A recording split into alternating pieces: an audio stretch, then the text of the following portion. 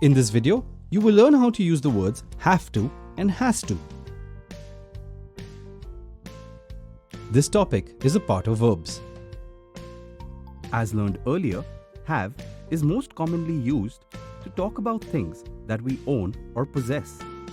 For example, do you have a motorbike? Or, I have 2 cats. Use have to talk about something that you must do. For example, I have to send this report by 6 p.m. Or, you have to pass your exams. Let us see how to form sentences with have to. Use have to talk about yourself, the person you are speaking with, or a group of people. With pronouns I, you, we, and they, use have to. For example, I have to sleep early. Or, you have to sleep early. Or, we have to sleep early.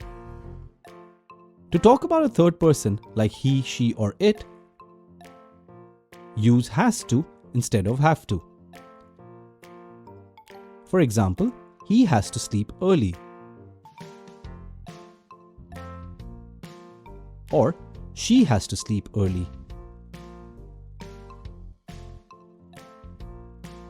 Use has to when forming a sentence with a proper noun like Jay, Tommy, and India. Use it in a sentence like Jay has to sleep early. Or, Tommy has to stop barking.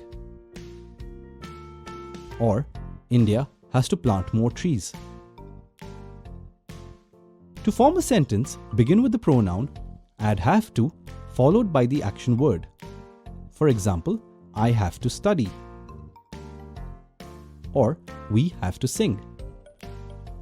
Add more information after the verb. For example, I have to study maths. Or, we have to sing on stage. The same rule applies for has to. For example, he has to study English.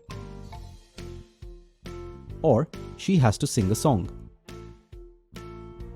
Now you have learned how to use have to and has to form sentences.